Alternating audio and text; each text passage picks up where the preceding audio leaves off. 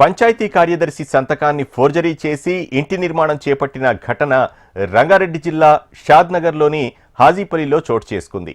సుధాకర్ అనే వ్యక్తి గ్రామ పంచాయతీ పరిధిలో ఓ ఇల్లును కొనుగోలు చేశాడు.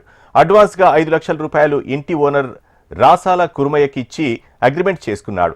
ఆ ఇంటికి పూర్తి స్థాయిలో అనుమతులు లేకపోవడంతో లోన్ రాలేదు.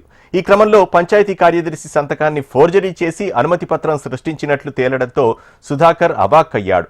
నకిలీ పత్రాలతో ఇంటిని నిర్మించి తనకు కట్టబెట్టాలని చూశారని, 5 లక్షల రూపాయలు ఇవ్వకుండా మోసం చేశారని వాపోయాడు. ఈ వ్యవహారంలో ప్రమేయం ఉన్న వారందరిపై చర్యలు తీసుకోవాలని పంచాయతీ కార్యదర్శి హనుమంత్ రెడ్డి, బాధితుడు సుధాకర్ పోలీసులకు ఫిర్యాదు చేశారు. రాసాల కుర్మాయన దగ్గర ఈ ఇల్లు కొనుగోలు చేయడం జరిగింది. 5 లక్షలు అడ్వాన్స్ ఇచ్చినాను. లోన్ ఇల్లు డాక్యుమెంట్ తీసుకొని పర్మిషన్ లోన్ కోసం పోతే పర్మిషన్ లేదని తెలిసింది. ఆ సబ్ రిజిస్ట్రేషన్ ఆఫీస్లో డాక్యుమెంట్ తీసినాం. అన్ని దొంగ సంతకాలు ఫోర్జరీ చేసి తీసిరని తెలిసింది.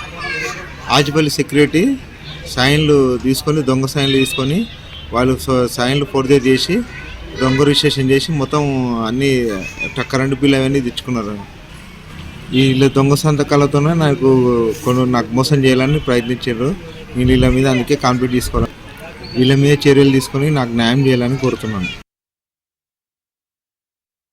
స్టాంపులు సంతకాలు వేసి పెట్టారు కాబట్టి దానికి సంబంధించిన విషయాలు ఏవి కూడా నా దృష్టికి తీసుకురాలేదు.